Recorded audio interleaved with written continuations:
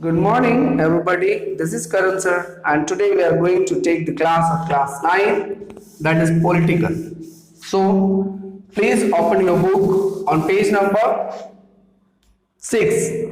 We will take this chapter ahead today, and I hope you all are fine, safe, and fit with your family. Please open your books on page number 6. Today we are going to start this one. Chapter number 1, Political Science. It is Political, Chapter 1. So, I was there. Go to page number 6. Just below the picture, this picture. Should we consider the elections described above the examples of the people electing their rulers? From here we are going to take this chapter ahead. It means that what kind of elections are described above in this chapter should we consider these elections free and fair elections? Reading these examples, we get a sense of that we control, that we cannot. After reading this part of the chapter, we understand that we cannot control it. Reading these examples, we get a sense that we cannot. There are many problems here. In China, the elections do not offer the people any serious choice. That we discussed in the previous lecture, that in China there is only one party rule. You have the elections, but you don't have any real choice. You don't have two parties, two options to choose from. There is only one party rule, that is the Communist Party of China.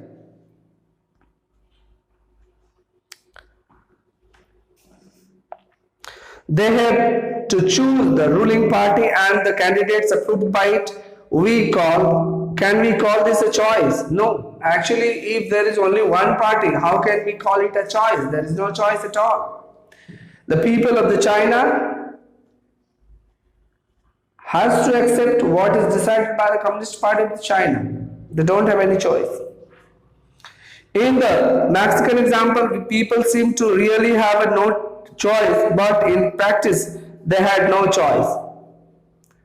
There was no way of ruling party could be defeated. Even if the people were against it, these are not fair elections. In Mexico, in the last lecture we discussed about Mexico. What happened there? The PRI was there. The PRI party had an election, they had the choice also, but they practiced a lot of malpractices or the unfair or the tricks to win the elections. It means it was next to impossible to throw that party out of the power. So those elections held in Mexico cannot be called a fair election.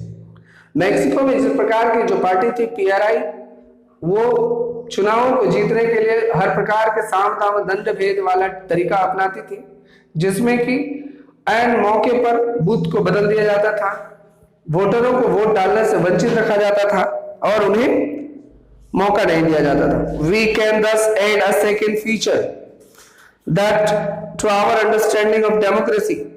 हम अपने विचार से democracy की दूसरी जो विशेषता होनी चाहिए उसको ऐड कर सकते हैं. Holding elections of any kind is not sufficient. सिर्फ चुनाव करा देना ही काफी नहीं, बल्कि the elections must offer a real choice between political alternatives. जितने भी प्रकार के चुनावी विकल्प मौजूद हो देश में, वो सभी विकल्प लोगों के सामने रखे जाने चाहिए. लोगों के पास अच्छे और बुरे में से चुनने का विकल्प मौजूद होना चाहिए. The elections must offer a real choice, and it should be possible for the people to use this choice to remove the existing rulers as well, if they wish so. कहने का मतलब है, यदि जो आज सरकार में लोग हैं, इन लोगों को मेरी मर्जी यानी जनता की मर्जी हो तो इन लोगों को सत्ता से बाहर फेंक दिया जा सके, फेंक देना संभव हो. चाइना में जो पार्टी है उस पार्टी को कभी बदला ही नहीं जा सकता. मैक्सिको में जो पार्टी है वो किसी प्रकार से सामदाम दंड भेद का प्रयोग करके किसी न किसी तरह से फ्रंट डोर से या बैक डोर से सरकार में आ जाती थी। तो इस तरह के चुनावों को हम साफ सुथरा और निष्पक्ष चुनाव नहीं कह सकते। तो क्या होना चाहिए? What is the second feature of the democracy? It is described here. A democracy must be based on the free and fair election where those currently in power to have fair chance of losing. इस तरह के साफ निष्पक्ष चुनाव होने चाहिए जिसमें कि सत्ताधारी पार्टी को भी चुनाव हार जाने का, सत्ता से वंचित हो जाने का भय हो। सत्तासीन पार्टी भी सरकार से चली जाए इसकी पूरी चांसेस होनी चाहिए। कुछ भी कर लो ये पार्टी जाएगी ही नहीं, तो ऐसे चुनावों का तो कोई फायदा ही नहीं। We shall find out more about a democratic election in chapter 3. आगे भी हम पढ़ेंगे डेमोक्रेटिक इलेक्शंस के बारे में, किस प्रकार से इलेक्शंस किए जाते हैं, लड़े जाते हैं, जीते जाते हैं, उन्हें मैनेज किया जाता है, हारा जाता है, क्या है गड़बड़ियां उसमें, क्या अनियमितताएं बरती जाती हैं, इसके बारे में हम अध्ययन करेंगे आगे वाले चैप्टर। 1 person 1 vote 1 वैल्यू, क्या मतलब इसका? सभी लोग जो देश के नागरिक हैं, सभी लोग को मत अधिकार का प्रयोग करने की छूट है, सभी लोगों का वैल्यू एक समान होना चाहिए। Earlier we read about the struggle for the democracy was linked to the demand of the universal adult franchise. This principle has now come to be accepted almost all over the world. आज लगभग देश के हर नागरिक को voting rights दिए जाते हैं और ये पूरी दुनिया में ये प्रथा आज एक्सेप्ट करी जा चुकी है। Yet there are many instances of the denial of the equal right to vote. आज भी बहुत सारे ऐसे उदाहरण हमें देखने को मिल जाएंगे जहां पर सभी लोगों को इक्वल वोटिंग राइट प्राप्त नहीं है। Until 2015, the Saudi Arabia women did not have the right to vote. आज 2021 चल रहा है और 2015 तक, महज 6 वर्ष पहले तक सऊदी अरेबिया के महिलाओं को वोट डालने का अधिकार नहीं था। यह बहुत ही दुर्भाग्यपूर्ण था। अभी 2018 में वहां की महिलाओं को अकेले टैक्सी, कार या कोई भी गाड़ी चलाने का परमिशन मिला है। सऊदी अरेबिया में महिलाएं अकेले एयरपोर्ट पर नहीं जा सकती, अकेले यात्रा नहीं कर सकती, अकेले कारें नहीं चला सकती थी। 2018 में एक कानून आया है जिसमें महिलाओं को कार ड्राइविंग की परमिशन दी गई है। यानी महिलाओं के खिलाफ बहुत ही भेदभाव वाला कानून रहा था सऊदी अरेबिया में। Estonia has made a citizenship rules in such a way that the people belonging to the Russian minority find it difficult to get the right to vote. Estonia एक कंट्री है जहां के नागरिकता संशोधन में इस प्रकार के कानून लगाए गए हैं जहां से रसिया के जो लोग माइनॉरिटी, जो रसिया के लोग एस्टोनिया में रहते हैं, उन लोगों को वोटिंग राइट ना मिले, इस प्रकार की व्यवस्था की गई है। इन फिजी जो देश है, the electoral system is such that the vote of an indigenous Fiji has more value than that of the Indian Fijian. कोई भारतीय आदमी जाके फिजी में रहता है तो उसकी वैल्यू कम होगी और जो दूसरा वाला फिजी है यानी कि इंडिजिनस फिजी, उसका वैल्यू ज्यादा रहने वाला है। कहने का मतलब 10 इंडिजिनस फिजी का वोट होगा, उसका वैल्यू 15 के बराबर होगा और 15 इंडिजिनस फिजियन का वैल्यू होगा, वो हो जाएगा 10 वोट्स के बराबर। Democracy is based upon a fundamental principle political equality that gives us the third feature of the democracy. Now we are getting the different features one by one. First feature we got that the democracy must be based on the free and fair elections in which the chance of losing the current government should be equal. And this is the third one. In a democracy, each adult citizen must have one vote and each vote must have one value. एक लोकतांत्रिक देश में सभी जो वयस्क मतदाता हैं, सभी को मताधिकार का अधिकार मिलना चाहिए, साथ ही साथ सभी की वैल्यू, सभी का मूल्य एक समान होना चाहिए। We shall read more about it in chapter 3.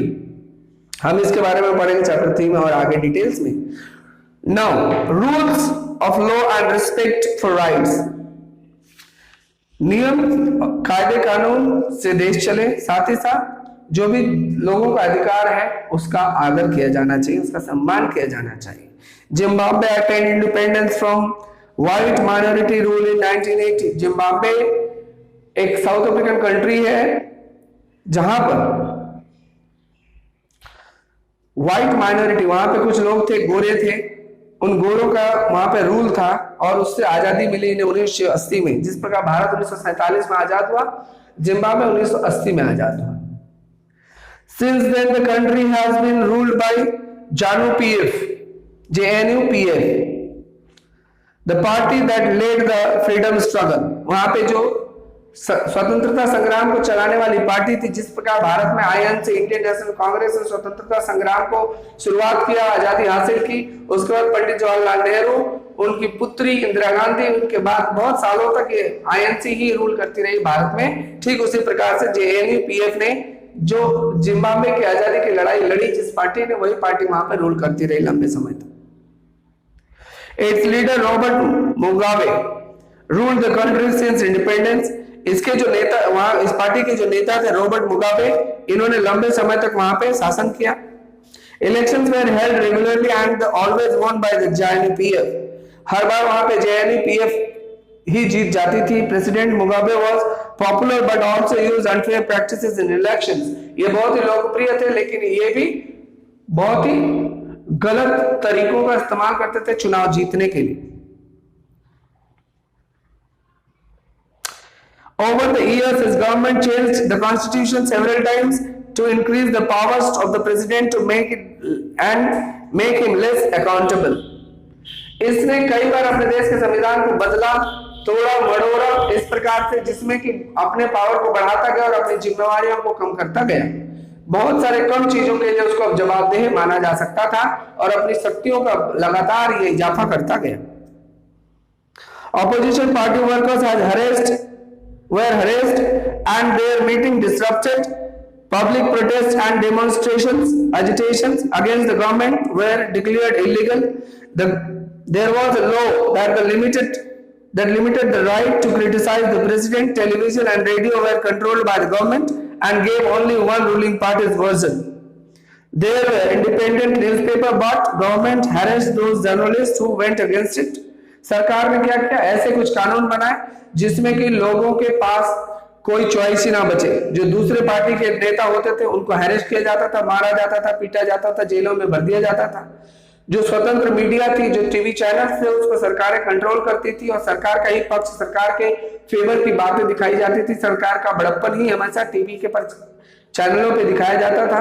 कुछ स्वतंत्र जो पत्रकार हुआ करते थे, उन लोगों को परेशान किया जाता था, मारा जाता था, तोड़ा जाता था, मड़ोड़ा जाता था और उन्हें भी स्वतंत्र पत्रकारिता करने का मौका नहीं दिया जाता था। The government ignored some court judgement that went against it. जो लोग इस सरकार की बात करेंगे वो देशद्रोही माने जाएंगे, इलीगल माना जाता था। इस तरह के कानून बना दिए थे प्रेसिडेंट मुगाबे ने।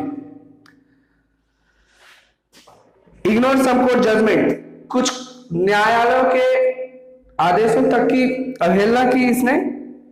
He was forced out of the office in 2017। 1980 से लेकर 2017 तक ये देश में अपना कानून चलाता रहा। कुल मिलाकर 37 वर्षों तक इसके अत्याचार से जिम्बाब्वे के लोग तरसते रहे। यही जिम्बाब्वे है जो पहले क्रिकेट भी खेला करता था। आज क्रिकेट की दुनिया में इसका नामो निशान बहुत ही, इसकी हैसियत है बहुत छोटी हो चुकी। The example of Zimbabwe shows that the popular approval of the rulers is necessary in democracy, but it is not sufficient। सिर्फ पॉपुलर होना ही आवश्यक नहीं है, बल्कि डेमोक्रेसी में वो नेता जो पॉपुलर है, साथ साथ उसको बदलने का मौका भी जनता के हाथों से कभी छीना नहीं जाना चाहिए। Popular governments can be undemocratic, popular leaders can be autocratic. जो सरकारें हैं बहुत ही पॉपुलर है, लेकिन अनडेमोक्रेटिक भी हो सकती हैं, अलोकतांत्रिक भी हो सकती हैं।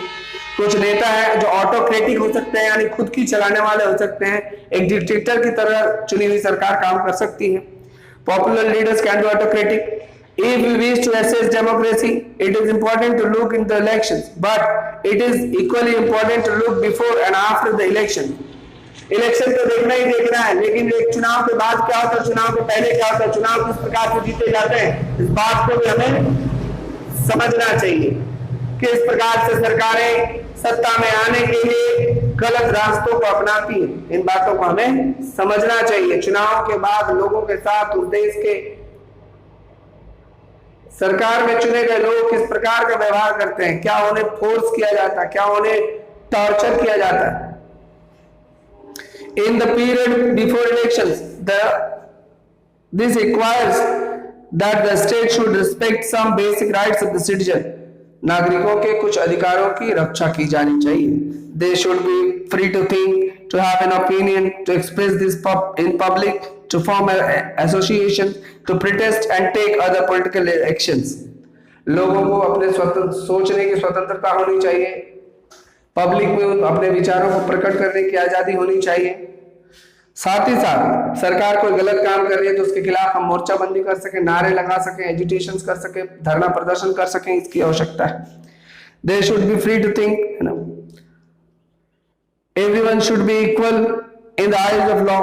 कानून की निगाह में सबको बराबर होना चाहिए. These rights must be protected by an independent judiciary whose orders are obeyed by everyone.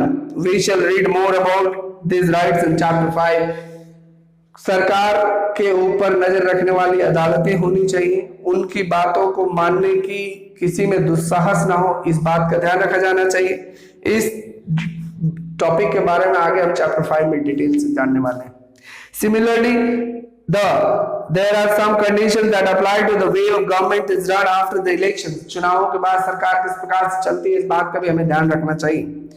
इस तरह से हमें डेमोक्रेसी का चौथा फीचर मिलता है, जो है democratic government rules with in the limits set by the constitutional law and citizen rights. एक सरकार संविधान द्वारा स्थापित किए गए मानदंडों विधि के अनुसार ही वो चलेगी और लोगों के अधिकारों की रक्षा करेगी. इस बात का ध्यान रखा जाना बिल्कुल ही जरूरी है. अब इसके बाद हम देखेंगे समरी डेफिनेशन क्या है. चारों ही विशेषताओं को जानने के बाद हम एक फाइनल डेफिनेशन देते हैं डेमोक्रेसी का, वो क्या है. Let's sum up the discussion so far. We started with the simple definition that the democracy is the form of government in which the rulers are elected by the people. अब हम जैसा कि हम जानते हैं, पहले से हमने जो पढ़ा है, लोकतांत्रिक सरकार का वह रूप है जिसमें कि जनता के द्वारा शासक को चुना जाता है. इसमें हम अब बदलाव देखते हैं. क्या बदलाव है? We found that the definition was not adequate unless we explained some of the key words used in it. Through the series of examples, we worked out the 4 features of the democracy to form the government. Accordingly, democracy is form of government in which rulers are elected by the people, take all the major decisions. लोगों के द्वारा चुने गए शासक सारे ही मुख्य निर्णय लेंगे. Elections offer choice, fair and opportunity to people to change the current rulers. वर्तमान में सत्ताधारी सरकार को भी सत्ता से हटा देने का चॉइस होना चाहिए जनता के पास चुनावों में. This choice and opportunity is available to all the people and on equal basis, and the exercise of this choice leads to the government limited by basic rules of the constitution and citizen rights. लोगों का जो अधिकार है, जो संविधान में वर्णित बातें हैं, उस सभी बातों का ध्यान रखते हुए सरकार को बदलने चुनने का पूरा जो अधिकार है वो लोगों के हाथों में होना चाहिए, जनता के हाथों में होना चाहिए, नागरिकों के हाथों में होना चाहिए. तो इस तरह से हमने देखा कि कुछ बेसिक फीचर्स हमें नए जानने को मिले. Now I request all the class 9 students, including all the girls and boys, you have to note down the 4 features of the democracy, send it in the group between 6 to 7 o'clock. You have to write it on a rough notebook, not in a fair notebook. You have to write it in a rough notebook, send it in the group, and tomorrow we will take this chapter ahead in the next lecture from page number 9, why democracy. We will take this part of the chapter ahead in the further lecture. Till then, bye bye. Thank you. Stay home, stay safe.